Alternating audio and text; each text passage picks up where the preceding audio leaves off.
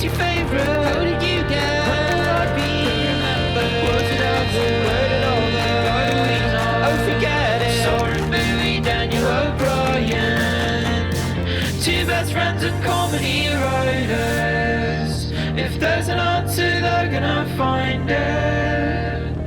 I think you'll have a great time here. I think you'll have a great time here.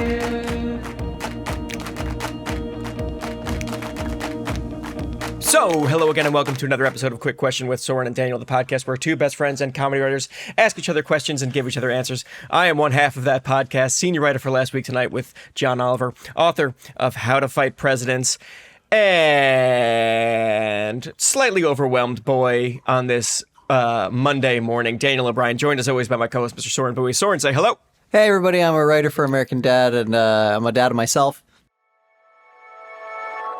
Thanks to Rocket Money for supporting our podcast. Rocket Money will quickly and easily identify your subscriptions for you so you can stop paying for the ones you don't want. Stop throwing your money away, cancel unwanted subscriptions, and manage your expenses the easy way by going to rocketmoney.com/QQ.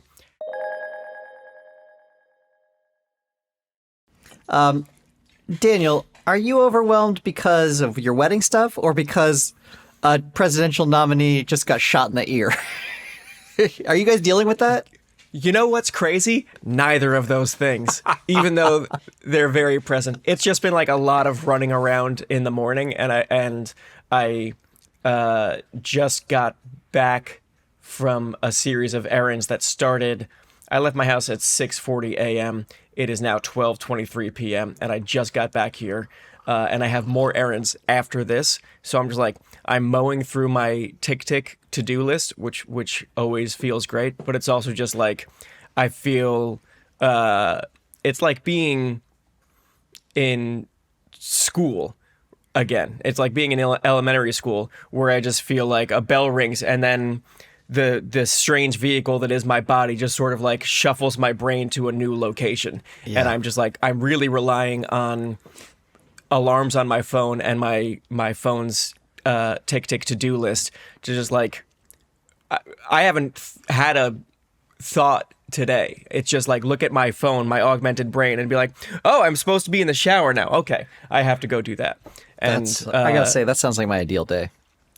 But now I have to be like present and talk to you. And you're right. We did have a big, so it's been a big weekend for the two things that you mentioned. We had like a good old fashioned wedding planning day where we worked out in the morning, and then on Saturday it was rainy, so we just sort of locked ourselves in and just did a lot of like the nitty gritty, like we need to get what is a box that the rings are going to come in, what is like the signage that's going to be around the wedding, just the stuff that we're like really, again, ticking off boxes, just like going through all this stuff. And it's, you know, it's a marathon for sure. It's definitely like a whole day of like looking at things and developing strong opinions on things that you hadn't previously had strong opinions on. But it's still fun and like ordering all these cute little things that are going to be the raw ingredients that will be our guest book and will be like all this other stuff that we're planning for the wedding. That's going to show up and it's going to feel like Christmas. We're going to get all these packages that show up that are going to have like our branding on it. You know, it's going to have stuff that it's going to say our names and the date of the wedding. And that's very exciting and will make it feel more real. So yes, I had wedding stuff to answer your question this weekend, and it was fun, and we're really mowing through it. And yes, also, so this was the Saturday, and we were like, you know what would be great? Let's, as a reward for all of this work that we did, the weather is cleared up. Let's go to this new like beach tavern for a celebratory dinner on a nice marina in town. And we went to that, and then like we have our phones away because we're like, let's be present and enjoy this food and talk to each other. Perfect timing. It's you're a bit ahead of the story, Soren. It's very sorry. It's a real everyone remembers where they are when history is made. And this was a weekend where history was made because we were sitting at a restaurant with our phones down, being present, and you just start to hear like a wind sweeping through every other table in the restaurant. You start to hear people mumbling things that kind of sound like they're saying President Trump was shot. And we're trying as hard as we can to be present while we're also listening in on these tables, and like people are talking to the waiters, these very professional waiters who are like, yes, and our specials are, what'd you say? Oh, no shit. Is he dead? And like just watching the news as it happens, and like no one has any of the full story. We still don't have the full story 48 hours later. We don't have all the information. Right. Certainly 10 minutes later, we didn't have jack shit. It was a whole lot of people who are spouting off theories, and they're reading things, and they're just trying to, like, no one knows what's real. There's a picture with blood on his ear, and like it's everyone around us doing this strange game of telephone. We eventually look at our phones, and we become phone zombies like everyone else, refreshing New York Times, or I think Sky News was the first thing that was willing to say he was shot and this thing happened. And it was a delicate place to be, because we're eavesdropping on people who are getting this news. And also, I've mentioned that we're on a marina, which means there are lots of boats around, which means we're surrounded by people with money. And even though New Jersey, where we live, is like a blue stronghold, moneyed people and like very moneyed people, boat people, a lot of them, not to paint with a broad brush, lean pretty conservative. So it's impossible to really know what the political temperature is of this restaurant. And like the people that we were nearest to, that we were most clearly eavesdropping on, they had gone like 10 to 15 minutes just talking about the news and just the facts of the news, and it was not clear where they felt politically. And we were like, we not that we would ever celebrate anyone getting shot, but like there are certainly, you feel different ways depending on your political leanings. Not about, like, we're all against political violence, but it's still like, is this the kind of thing where if our liberalness is too noticeable and on display, are we in trouble here? Is this like, are we, does liberal become immediately Antifa, and immediately the people who are responsible for this heinous act? So we were just like, just as quiet as we could be, and just like sweating at this restaurant trying to eat our food. Like, can we just get the check? Can we please, like, we spent our whole day in front of our computers. Can we please get home and stare at our computers so we can get this news in like a quiet and safe environment, please? That's a wild place to find out. And also to be late on it. I was also late on it. I was on a plane when it happened. So we landed, and all of a sudden everyone's on their phones. And that old part of me is like, look at these kids. Can't wait to get back on their phones. They're in the sky for 2 hours and they can't handle being away. And then they all start talking to each other, and which is like really fucking up my narrative, which is they can't look at what phones are doing to us. They're ruining us. The phones were bringing everyone together. And I was like, no. Stop looking at each other's phones. No. Like strangers talking to each other. Suddenly the plane is like very lively. And I was sitting next to my son, and I was sitting next to another kid who I think was probably 11, and found out from a kid who's 11 that the president was, not the president, former president had been shot in the ear. I was like, what? And then as I'm like also doing a little heat check of my own, because this flight is coming from Arizona, I'm getting the sense that some of the people around me are big Trump fans. And I was like, sure. Listen, I don't want him to be shot. I don't think that would be good for anybody. I don't think that's, I unequivocally and like across the board want to say, I don't think the president should be, I'm sorry, I keep saying the president. The former president should be shot. But these people were like, it was like it was going to be go time on the plane. Like they were like, it's okay, it finally happened. Like now we can all do the thing we wanted. And I was like, oh, Yeah. this is bad. This is really bad. And I think that the fact that he wasn't killed helped out a lot in that regard. Certainly. But yeah, it was scary.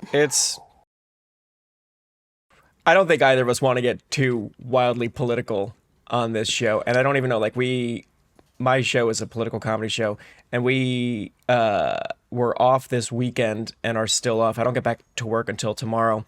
I don't even know what kind of, like, social media guidance they are going to offer, if any, for us of what we should be saying or doing about this.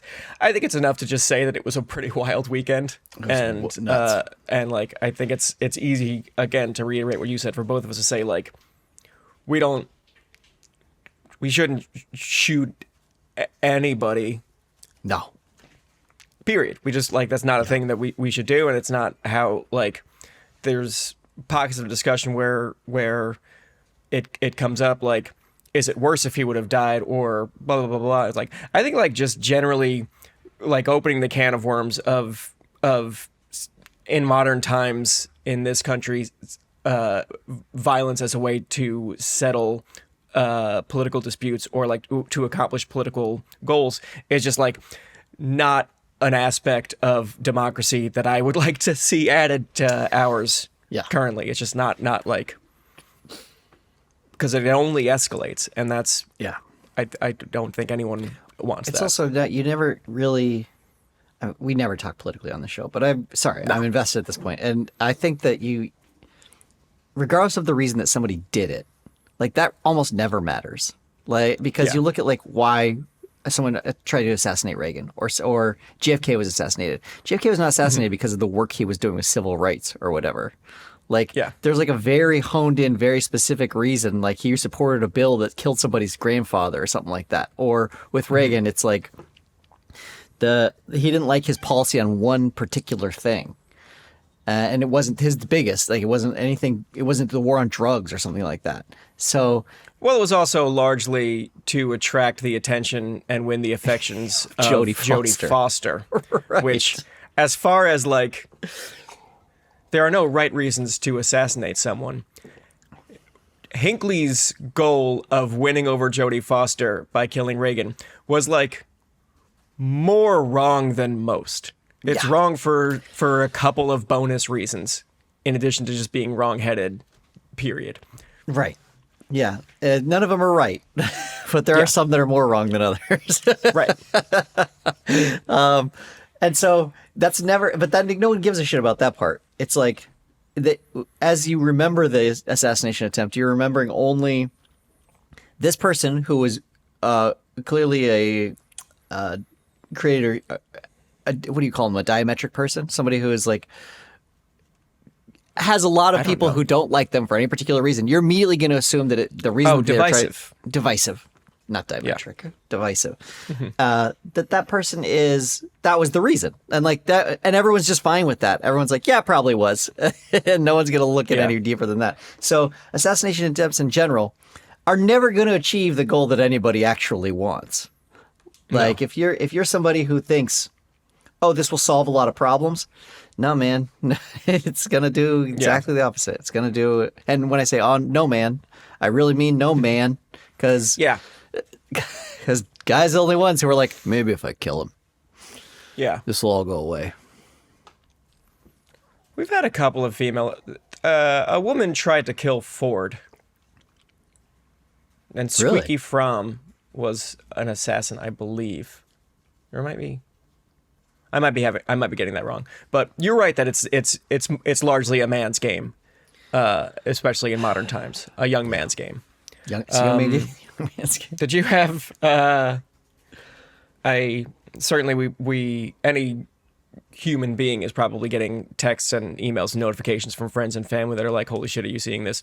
And so that's what we were mostly fielding all day, and then I get one text from a coworker who I'm good buddies with, and just seeing his name in my phone was like, oh, this is going to be about the thing, because we work at a political comedy show, and we were, like, prepping what we thought next week's episode was going to be about that we're probably going to have to throw out the window. So as soon as I see his name, I'm like, this is going to be about the show, and I open it, and it's an Instagram link to bass player Victor Wooten, and my coworker saying like, this is fucking awesome. And I was like, yeah.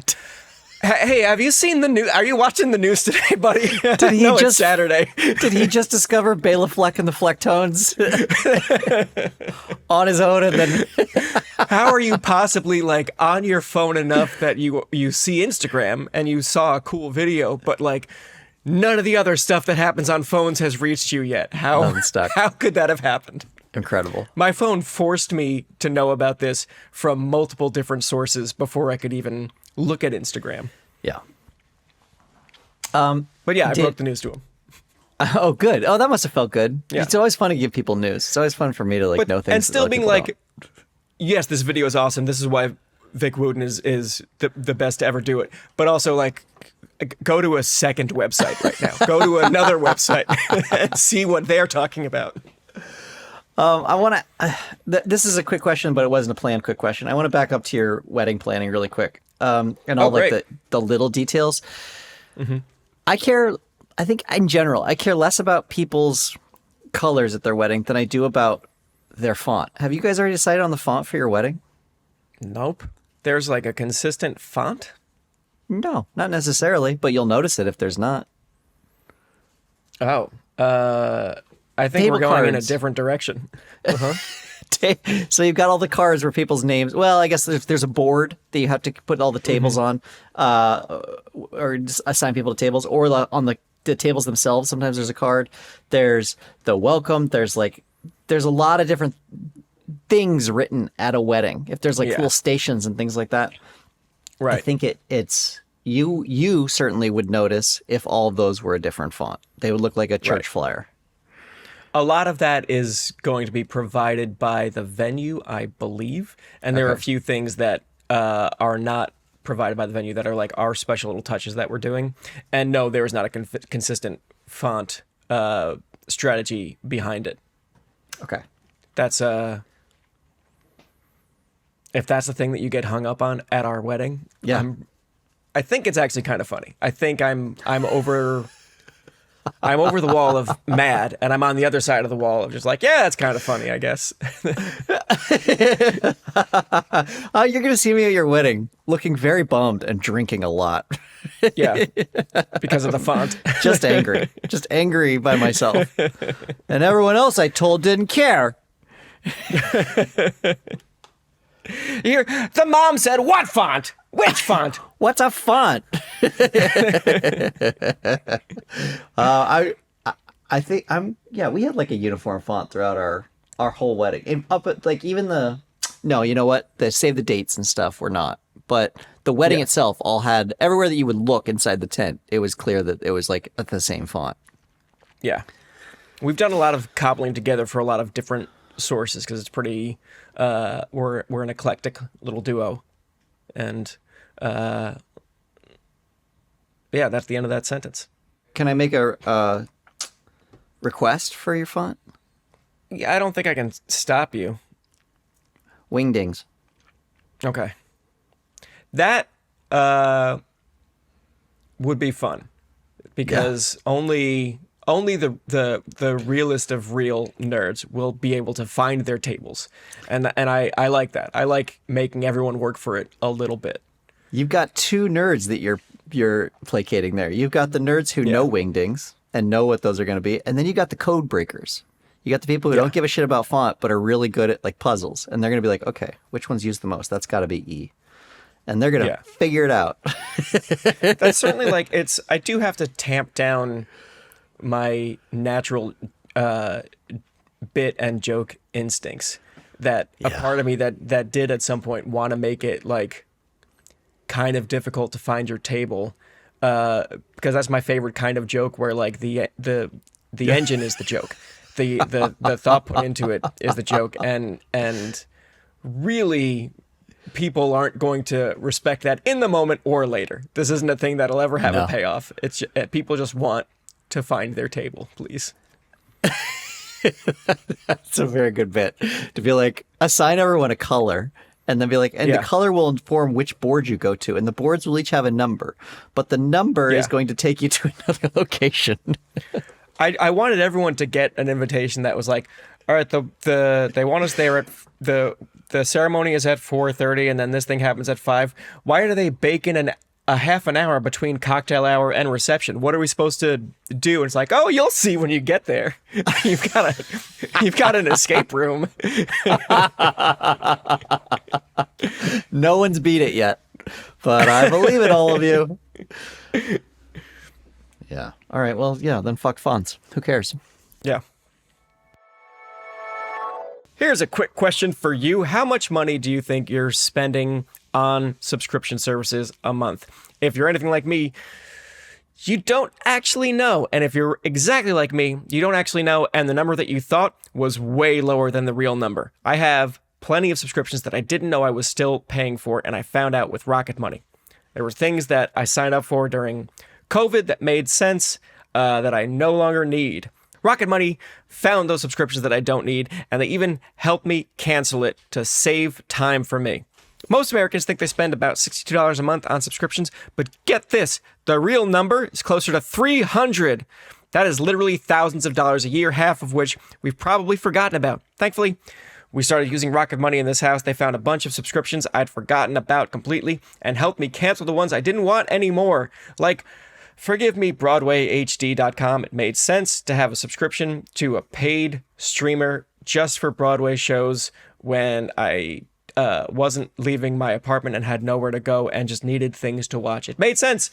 But now theater's back, baby, so you can go to shows and you don't need to be spending money on a random streamer that you don't use anymore.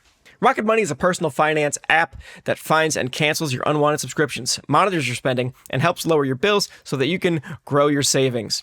With Rocket Money, I have full control over my subscriptions and a clear view of my expenses. I love how the dashboard shows me this month's spending compared to last month, so I can clearly see my spending habits. I am spending too much money on Duolingo.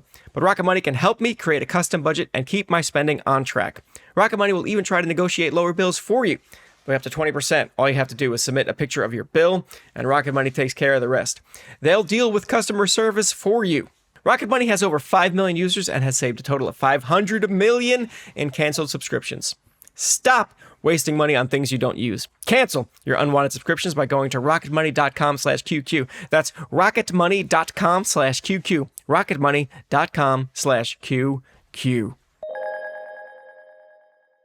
I want to ask you now my real quick question. Do you want to start the show? Yeah, let's start the show. Okay. Daniel, quick question. Go. You have been, since I've known you, a lot of different Daniels. I think you'll agree. You have been Island Daniel. You've been Golf Daniel, Climbing Daniel. Sure. One thing that I don't think I've ever seen you as is Desert Daniel. Have you ever been a Desert Daniel? Have I ever been a Desert Daniel? No. I can confidently say no. I think the only desert experience I had was filming a bunch of sketches with you, and I don't think that really counts as like an honest shot at enjoying desert life. Michael Swaim was always big on desert camping, and I never took him up on that because it seemed boring as hell. I think is Palm Desert like a vacation spot in some part of California? Palm Springs. I think Palm Desert, Palm probably Desert is Palm like Desert a cousin surrounding of the area. Palm Springs, yeah. Yeah. I spent some time there for someone's bachelor party. I'm Soren, I'm providing you with all of the facts. Now you have all the information. Every time I've been to a desert in my life, and did I enjoy it? No. Yeah. Good. Why do you ask? Because I've just be a desert person. Because I am also not what you would call a desert dog. Sure. I've been to like Moab and places like that where Utah deserts are like all this like red sandstone, and I can kind of get behind that a little bit. I've like gone down the Grand Canyon, or I've been on rivers in desert, and like at least you're near some water, so you're not too panicked. Yeah. But I just went to Tucson in the middle of July, and I have to say, not only am I not a desert person, I don't believe anybody is. I don't believe any of the people that boy. live there. I think you've got a lot of people who are like aggressively reminding themselves that they're in the desert. There's like, everything about the desert is a celebration of it when you're in a town that's there. Same way like a mountain town is. It's all about the mountains. Sure. Or your beach town, for instance, where it's everything is fucking nautical around you. But I don't think the people that actually live there enjoy the true desert. I think they're enjoying a very specific window of the desert, which is 15 minutes in the morning, 15 minutes in the evening, and then rainstorms. Like when the desert is not the desert is really, they're really loving it. Because when people talk about like the beautiful colors and stuff of the desert, you can't even look at the desert in the middle of the day in the summer.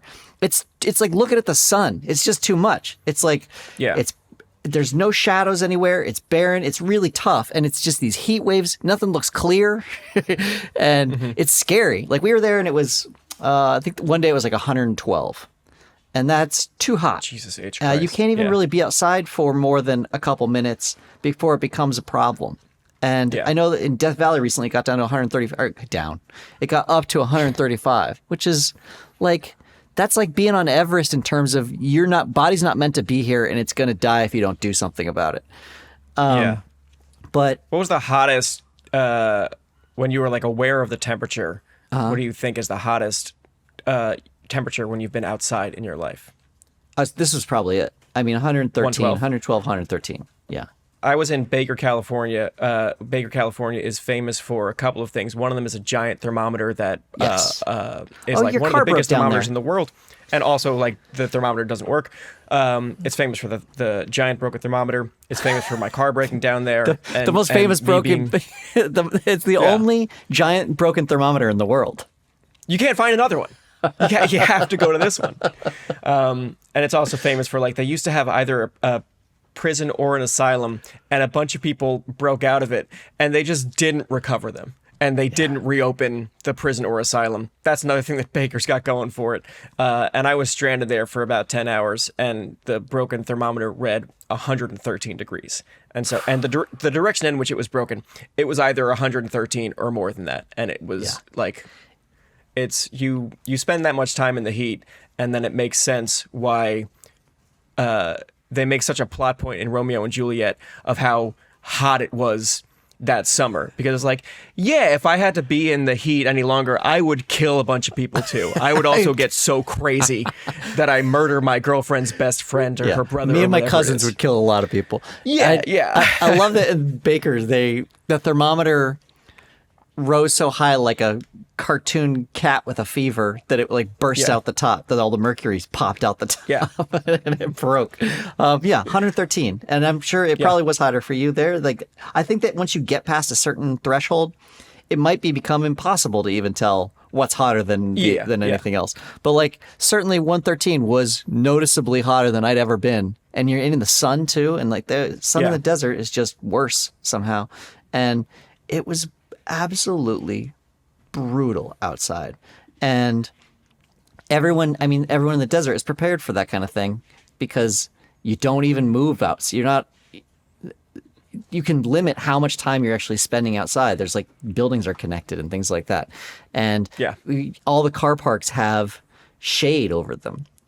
Usually they end up being solar panels, which great idea. But anyway, you don't actually hang out in the desert itself when it's the summer. You don't hang out in the desert from like, I want to say like June to November, which is a pretty big chunk of desert time. And I feel like I don't know what a desert person is supposed to do. And like when I just looking at Google image search of Moab, I see like beautiful canyon stuff and rock stuff. I guess that's desert. I think to me it is a different like, type. Yeah. So that's canyon and like hiking adjacent. There's a lot of great outdoor stuff to do in that desert. That desert's got like world-class climbing. There's kayaking. There's a lot of whitewater around there. And then there is a lot of hiking, canyon hiking, and especially mountain biking. There's a place called Slickhorn right around there that's like this world-famous mountain biking place, because the sandstone just grips everything. It's great for climbing because it's you can smear on it. You know what that means? Like your whole body's like touching it, and you can basically stay up on it like a gecko. And it's great for mountain biking too, for the same reason. This desert is the Sonoran Desert that I'm talking about. It is Snorin? it's Sonoran. Sonoran. Oh, Yeah. I wasn't trying to do a bit. I thought that was... Yeah. I thought I was pronouncing a thing wrong again. I thought this was another Twilight. How'd I do there? Depends on which one you were trying to say. I was aiming for Twilight. Is that right? Yeah, I think you got it. Okay. So this desert has no sandstone. It's all the rock is like much paler, and there is actually quite a lot of vegetation, but all the vegetation sucks. It's like vegetation that wants to hurt you. It's all cactus. It's cholla, which is like almost, they call it a jumping cactus, because basically you walk a little breeze and it kind of like falls off and jumps onto you, and it's terrible. Excellent. But everything is prickly and bad and looks dead, and it's rough. But there are these moments, I gotta say it, like sunset, or I would assume sunrise, but I don't do that. And also it rained once while we were there. They had these monsoons where it was absolutely gorgeous. I mean, it was really, really beautiful to see the dramatic lighting and everything in the evening. Yeah. Or it rained and there were these beautiful rainbows because the sun was out at the same time and the rain was warm and these huge droplets of water. This was all great for 9 minutes each day. It reminds me of like a wild animal. Like I would not even look at a wild animal if it was just wandering around me and I was with it. And I was like in the same space as it and I need it. You can't think about anything, but this is probably not healthy for me. I need to get some water. I need to get out of here.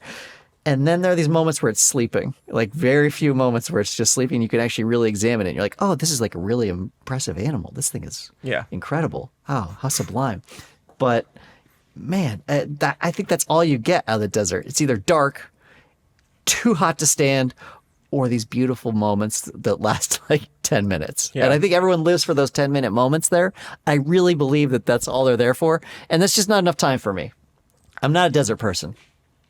I don't think I've met many people who were excited about the desert. I've met a few people who live out in like desert Arizona parts, and it was very much like, this is near work for me, and the land is cheap for my family. I can get a big space here. And I met someone, God, my memory is incredible. When I used to work at Sports Authority before it closed, back in the early 2000s, I met someone, I was selling him equipment from Sports Authority because he was retiring, and his dream was, I want to go and get an RV and live in the desert in Arizona, specifically because I don't want to talk to anyone or be seen. I just want to like be out there on my own. And that as like a motivation to live there made sense to me. But as far as like a non-kook, like a person roughly our age or someone like in their 20s who is like, I can be anywhere in the world, no one I know has chosen desert. Yeah. I mean, the people there generally... You're right. I think that there are a lot of people who go there because it is more off the grid. There are like undiscovered parts of the desert still too. These huge weaving mazes of slot canyons all over like northern Arizona that are incredible. That like people have not been to some of these places in like a century. But in general, I think you're right. I think that if you want to feel plugged into a society at all, this is not the place. And I'm going to throw another wrench into this.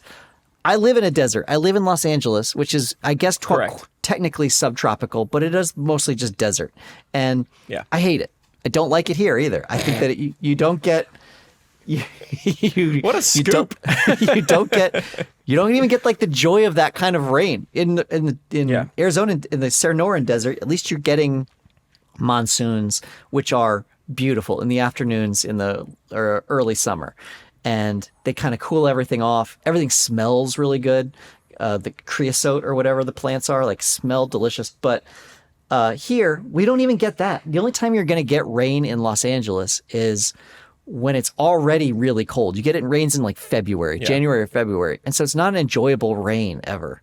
And then the rest of the season, the rest of the year, you've got from probably when the June gloom wears off in July, all the way until October, where you will not see a drop of rain. It just doesn't happen, and no one's expecting it. And every single day the sun comes up and it heats everything up, and then it goes down, and everything just stays a little hotter than it did the day before the sun comes up again, and it just compounds, and it just gets hotter and hotter here. And the environment, the habitat, is called chaparral around here. And chaparral makes for some of the worst fucking hiking in the goddamn world. And part of the reason I don't like hiking is because the only place I can do it is in this chaparral, which, if you don't know what chaparral is, it's like a spiny it's not cactus, but it's like the worst waxy, spiny, dusty plants you can think of. All the terrible ones. All the ones that if you brush against, you're like, ow! Like, it feels personal. Yeah. And you can't go off trail. It's all thick. These like thick tangles of this briny shit. And are bramble shit. And I can't hang. I don't like it. I'm here because this is where my job is. But I go places like New York, or I go places like Colorado. And in New York, you guys get these beautiful, warm rainstorms, at least. Like when it's hot in the summer, it's not going to be hot every single day. It's not for months on end. It's like you get a hot streak and then it'll rain on everybody. And everyone's like, we don't need umbrellas here. Like, well, I'll just dry off. Yeah. And it's great. Love a summer rain. It seems like you're having a pretty rough time, Soren. I don't know why I got so heated about it. Like, I will say, he was in Tucson and didn't enjoy it. Oh, he doesn't enjoy his home either. Oh no, he's just. It's Tucson in the summer, but I've learned over time. My wife is from Tucson. I've learned to really like aspects of it. There are some things about Tucson that I really do enjoy now. But I finally went in like July, and I was like, no, everybody out. Like, get out of here. Don't do this to yourselves. And then it rained one day, and I was like, you guys have no idea. We beat this already. We defeated this kind of thing. You don't have to live like this. Yeah. Keep the wagons moving. Like, you didn't have to stop here.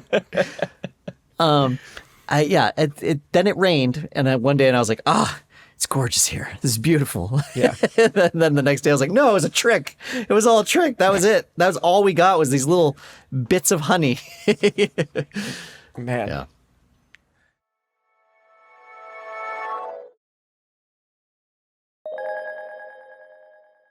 Sorry, I got a quick question for you. Oh, great. Yeah, shoot.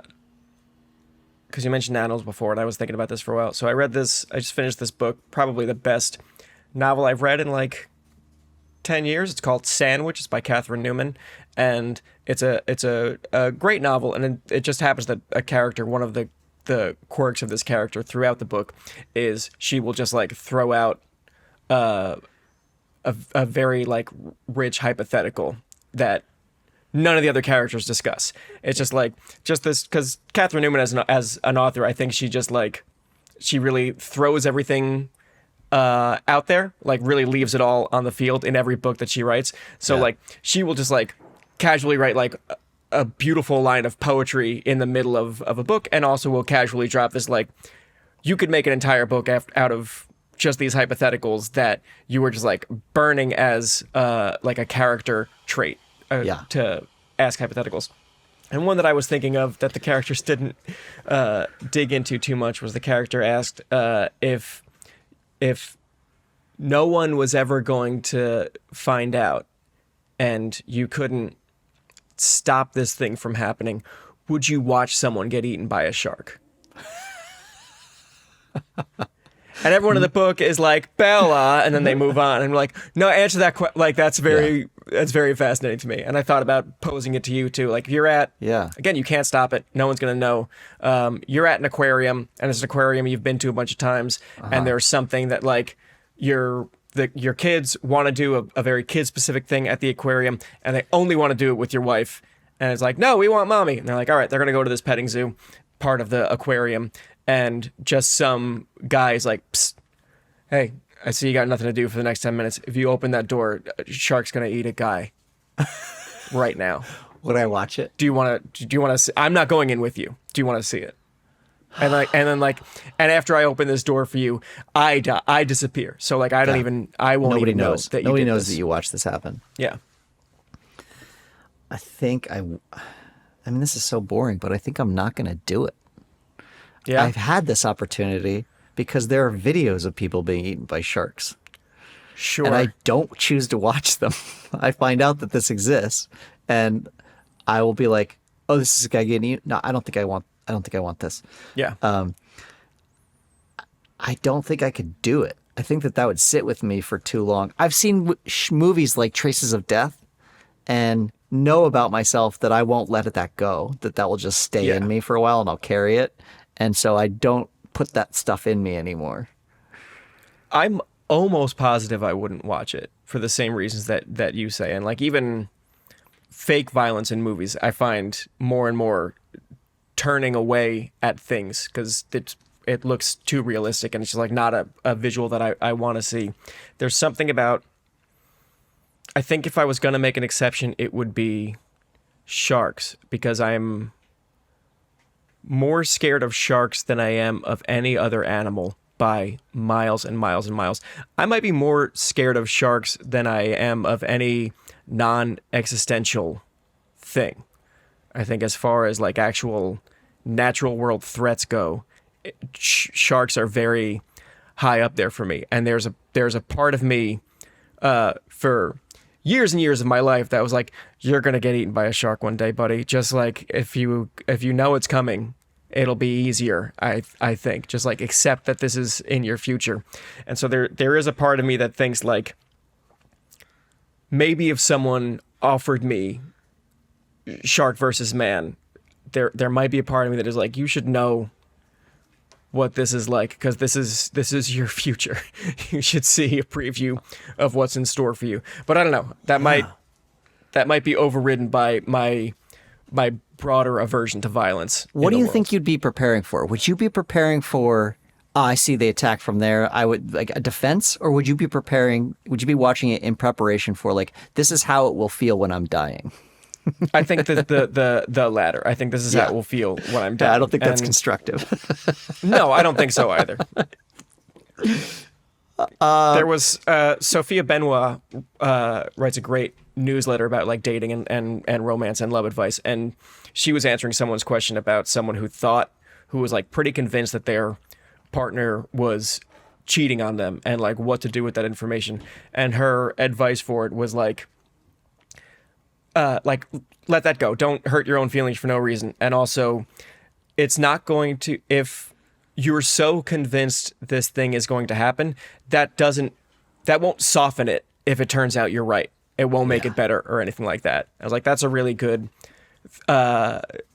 thought to apply, not to romance, but like my fear of sharks. I need to remind myself that no matter how like steeled I am, no matter how many shark videos I watch, when the shark does kill me on my wedding day or sometime around then, I'm not gonna be like, I prepared for this and so it feels fine. It's not gonna soften the teeth.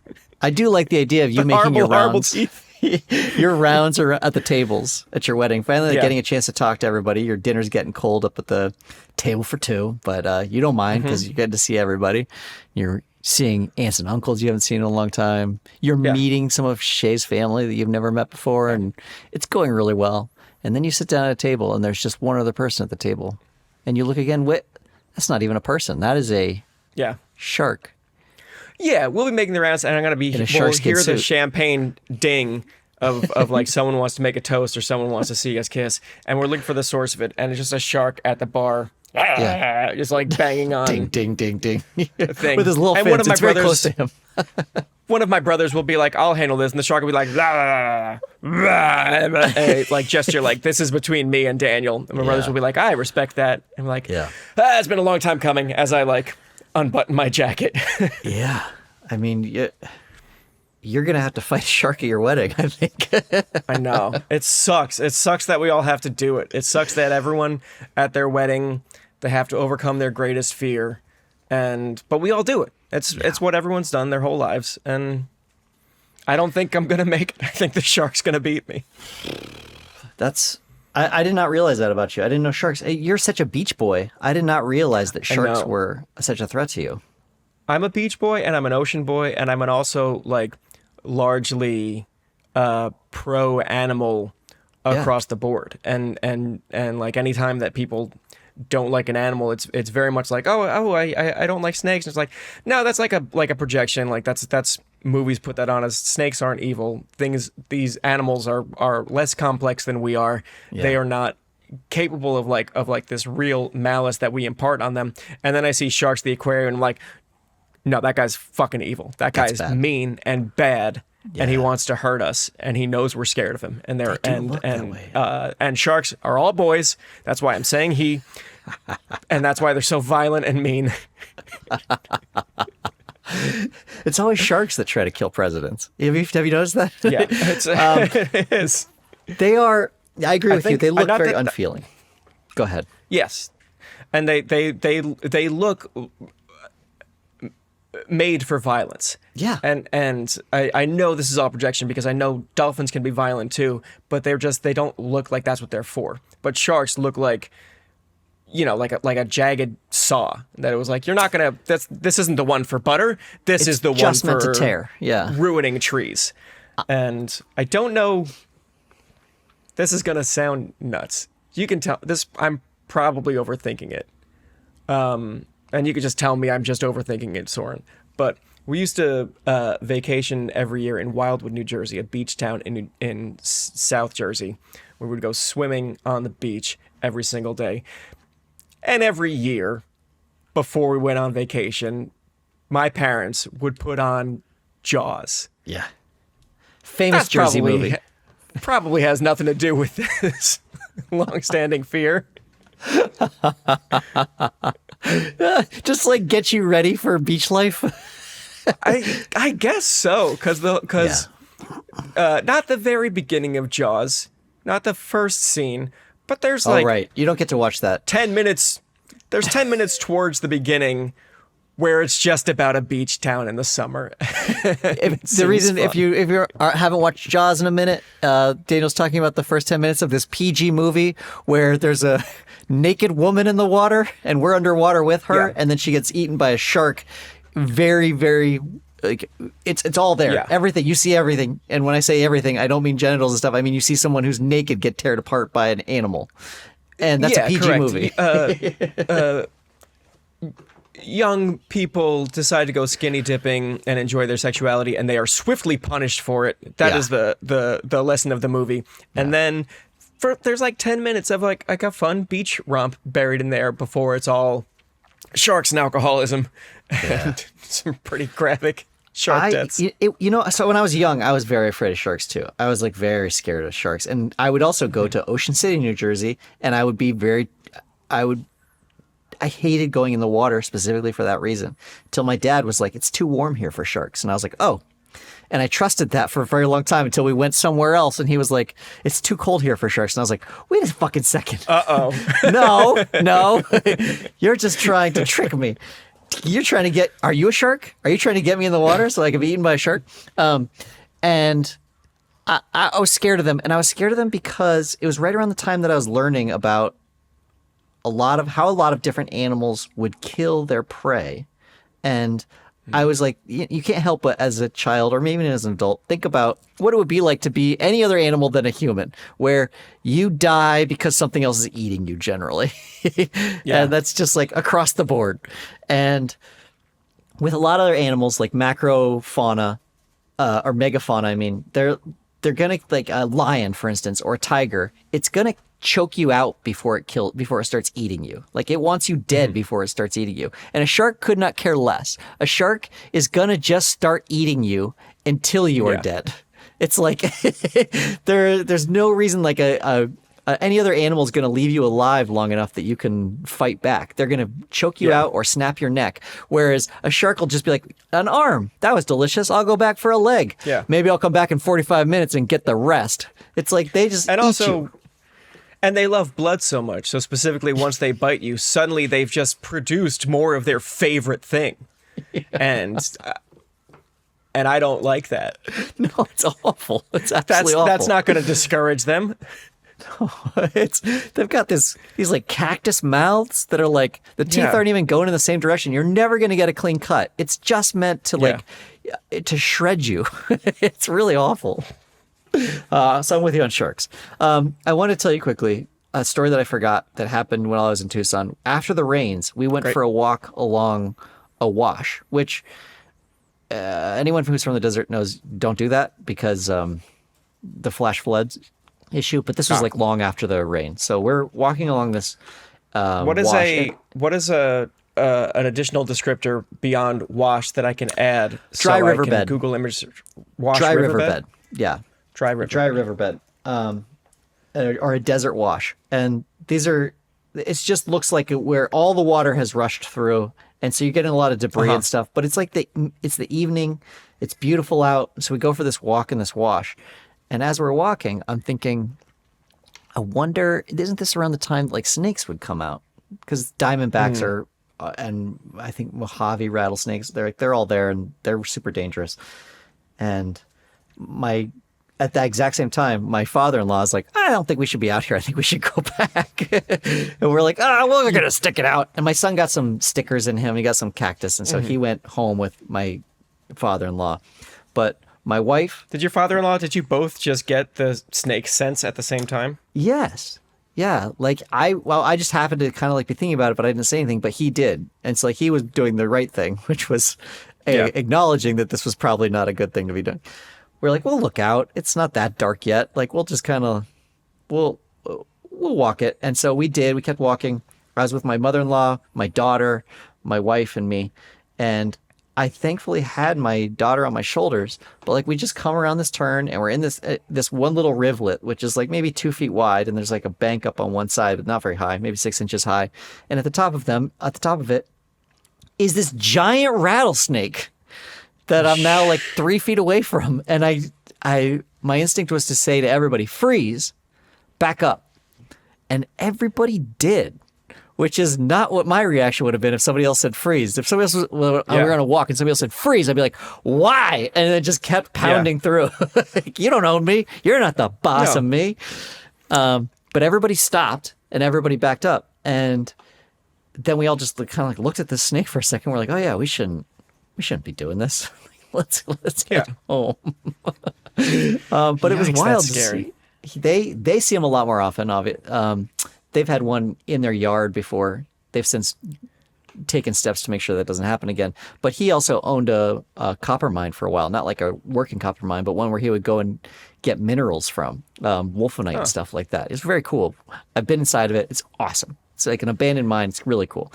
Anyway, when he would go up there frequently in the very first 100 yards or 100 feet of the mine before it starts to descend, rattlesnakes would get in there to cool off.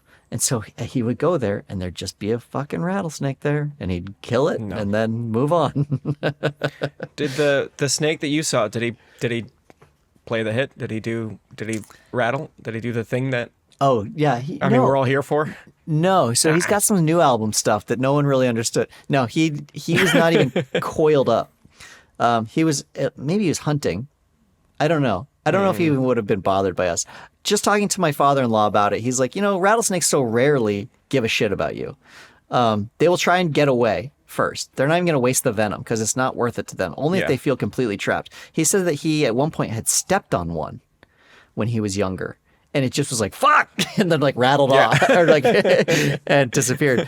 But if they're coiled and rattling, like then they're prepared to strike you. But if they're kind of like moving, they're on the move, so their body's long and they're not really in a position to be striking very well, and they don't want to do it. And so they're going to try and get away first.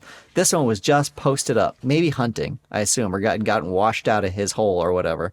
But he was not ready to fight us. And he did not rattle when we got close. It was just, I just happened to, in the dark, see a stick that was not a stick and it was a rattlesnake. And I was immediately like, don't feel good about this. The same way I felt when I saw that kid's hand break, that kid break his wrist. At the end, I was like, oh God, okay. I'm all right. Come on, Soren. I do think all animals could stand to be more polite and indulge us with the things that we want them to do. The way that you can raise your fist up and down when you see a big truck and you want the truck to pull its chain and honk its big horn. He knows the rules. I want to be able to signal a dolphin or a whale to do Do the blowhole thing. Shoot the water out. Come on. I'm on a whale watching trip to see you. Do your magic trick. What are we doing here? Hey. I don't want to see your tail. I don't know why that's important. Hey, dolphins. I saw one of you do a flip once at SeaWorld. Do that. Not in the water. I can't see down there. Get up here. Yeah, just something that's like, all right, let's give the rattlesnake its space, but before we do, just like everyone take out your cameras, and we're gonna do like the honk honk sign, and the snake, if it's cool, we'll be like, and then we'll wait. Here you go. Our way. One for the fans. I went to the zoo once and to see a cassowary, almost exclusively to see a cassowary. Do you know what that is? It's like a big. I think I only know it from crack.com. It's like a big bird with talons on its feet, and it kicks shit, and it's like chaotic and powerful and fast. Yeah, it's basically a dinosaur. Right. Yeah, it looks like it's bipedal. It looks just like a velociraptor. It's got that giant claw on its foot that can just eviscerate you with like one swipe. Sure. And they're super territorial. So each year, people get killed by these birds because they don't see them coming, and they have like a big dinosaur plate on their heads, and they're blue. Their skin is blue, and these things are super dangerous, and they're very aggressive and territorial. I go to the zoo because occasionally one of these will be in a pissed off mood, and it's amazing. Like, it's amazing to watch them.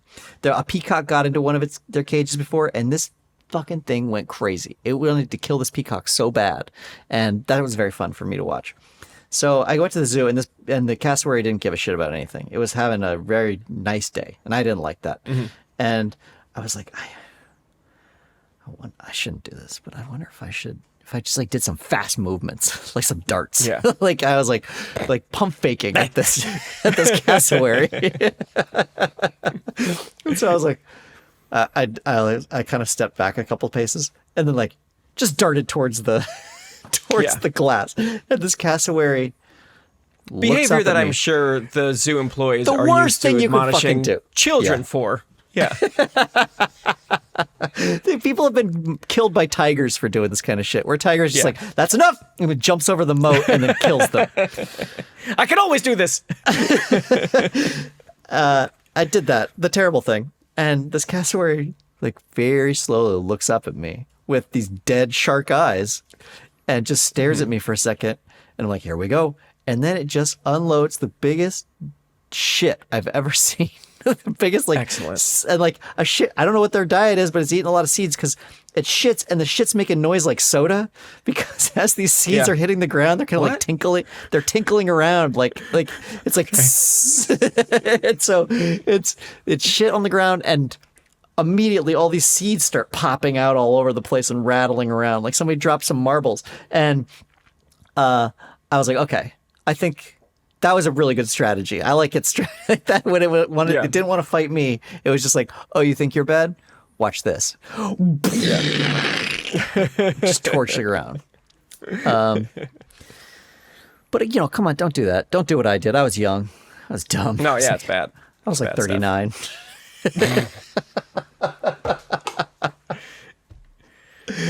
All right, everybody. Yeah, that's about our show.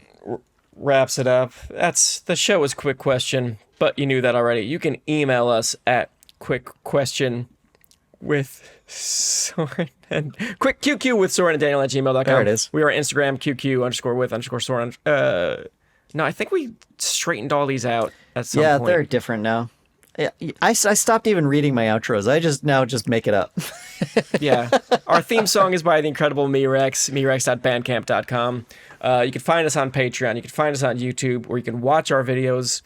The whole episode is taped on camera and placed on YouTube. You can watch it there. You can subscribe to our Patreon for bonus episodes every other week. That's twice a month. We come out with bonus episodes for you. They're lots of fun, and we like doing them. And you can... special thanks to our CEO our president of podcast operations, Gabe Harder, who is unfindable. That's all I've prepared to say. I'm not prepared to go on any longer. Feels good. I felt like that was enough. Bye. You know what I'm going to start doing at the end of these? I'm just going to start saying, if you'd like to find out anything more about this podcast, please listen to a single other episode of it and go all the way to the end. I've got a quick question for you, alright? I wanna hear your thoughts, I wanna know what's on your mind. I've got a quick question for you, alright? The answer's not important, I'm just glad that we could talk tonight. So what's your favourite? How did you get? When will I be remembered? Was it us? Where did all the violins on? Oh, forget it. Saw a movie, Daniel O'Brien. Two best friends and comedy writers. If there's an answer, they're gonna find it. I think you'll have a great time here.